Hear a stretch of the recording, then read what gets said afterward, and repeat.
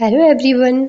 आज की वीडियो में हम डिस्कस करने जा रहे हैं most important questions of logical reasoning, जो कि यूजीसी नेट और सेट पेपर 1 के लिए बहुत ही ज़्यादा इम्पॉर्टेंट रहने वाले हैं। तो चलिए स्टार्ट करते हैं आज की वीडियो को बिना किसी देरी के। Question number 1, which of the following statements best describe a deductive argument? Option A, an argument where the conclusion is likely to be true based on the premises. Option B, an argument where the conclusion is probably true based on the premises. Option C, an argument where the conclusion necessarily follows from the premises. Option D, an argument where the conclusion is possibly true based on the premises. निम्नलिखित में से कौन सा कथन एक निष्कर्षीय तर्क को सबसे अच्छे से वर्णित करता है? इसका राइट आंसर है option C, an argument where the conclusion necessarily follow from the premises.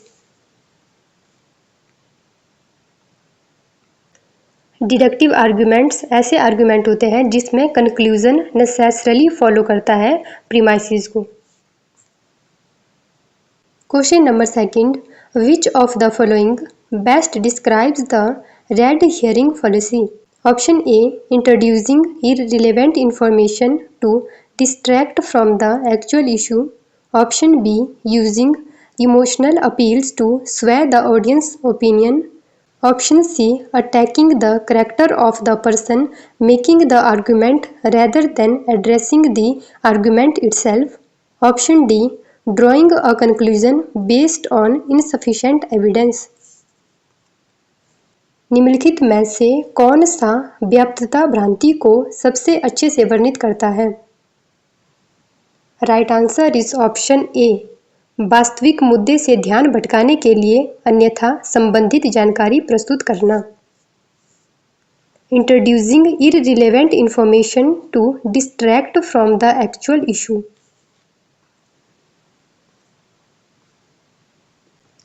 Red herring fallacy occurs when someone introduces irrelevant or unrelated information into an argument to divert attention away from the main issue or topic at hand.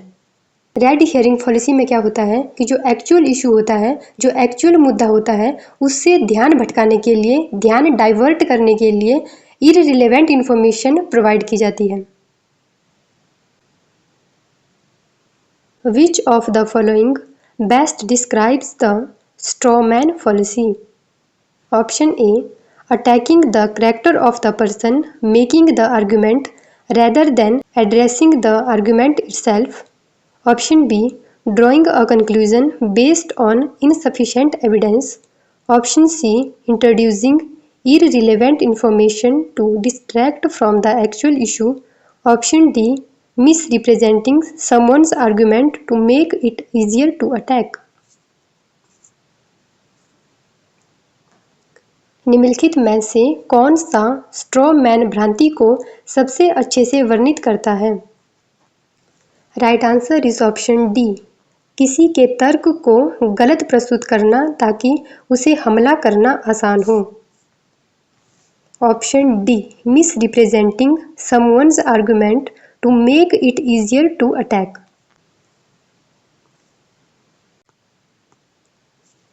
Straw man fallacy क्या होता है?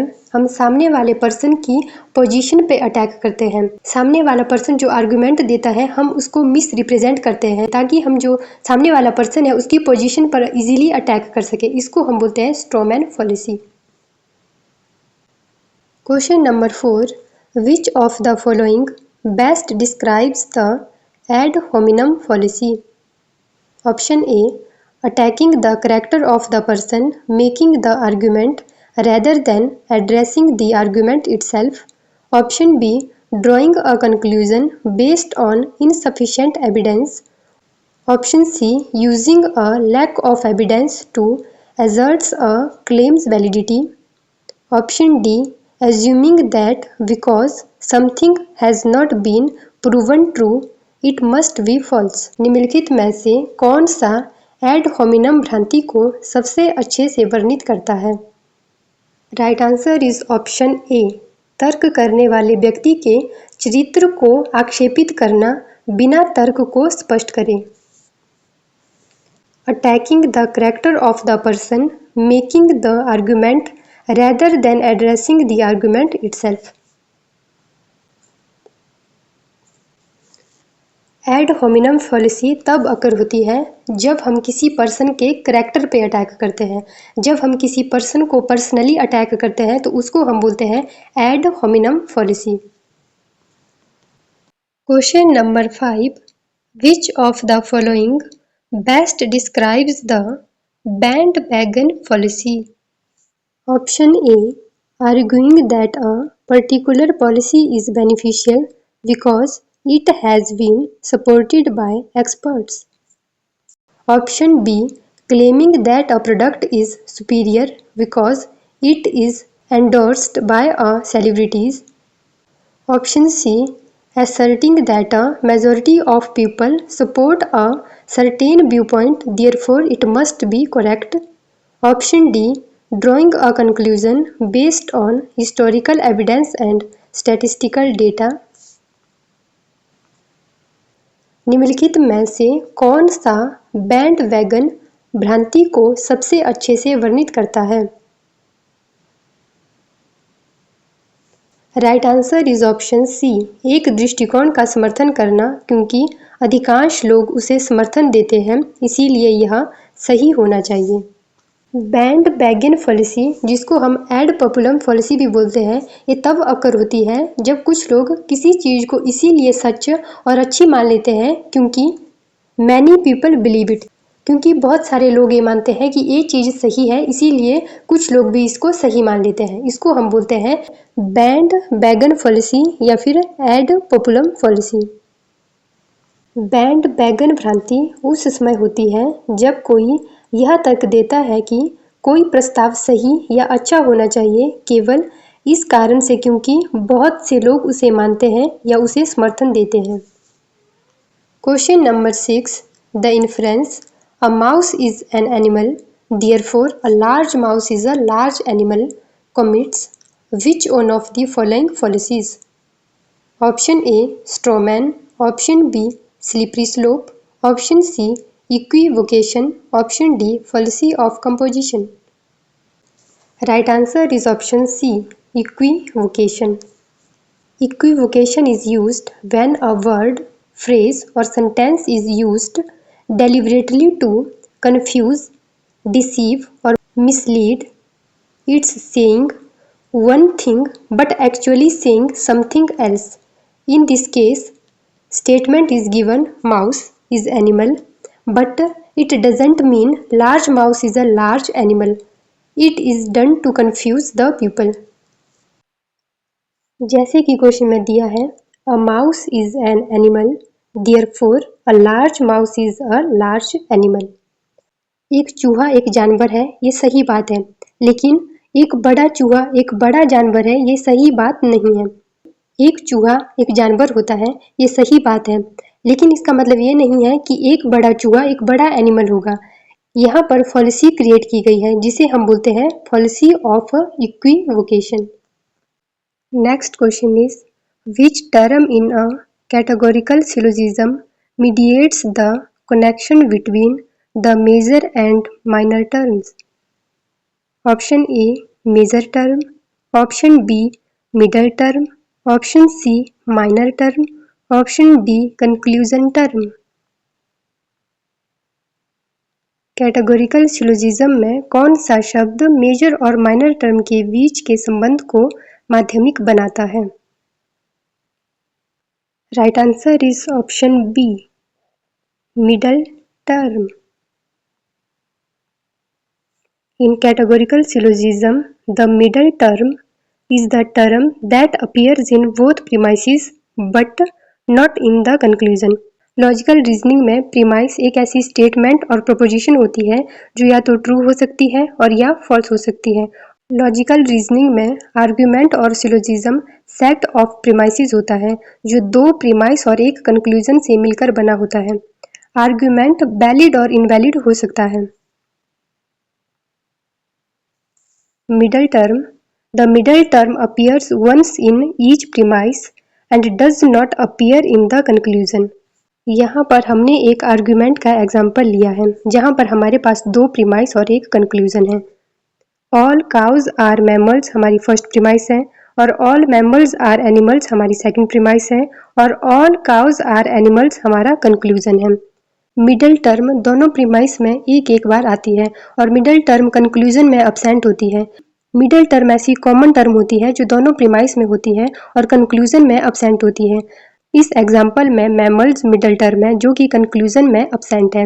यहाँ पर जो conclusion है all cows are animals, animals यहाँ पर predicate term है और काउज यहाँ पर सब्जेक्ट है।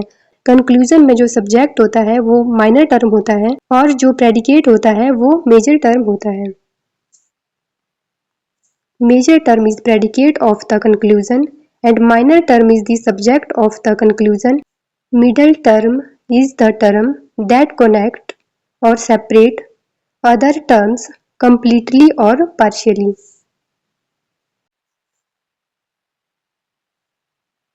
Next question is, in the traditional square of opposition, which of the following pairs of propositions are contradictories? Option A, universal affirmative and universal negative. Option B, universal affirmative and particular affirmative. Option C, universal negative and particular negative. Option D, universal affirmative and particular negative. पारंपरिक विरोध वर्ग में निम्नलिखित में से कौन सा युग्म विरोधाभासी है? Right answer is option D, universal affirmative and particular negative. Square of opposition is a diagram representing the logical relationship between certain pairs of proposition. These propositions can be classified into four types: A, E, I, O. Logical reasoning में square of opposition एक ऐसा diagram है जो four categorical proposition के बीच में relationship को represent करता है और वो फोर कैटेगरिकल प्रोपोजिशन है ए, ई, आई, ओ।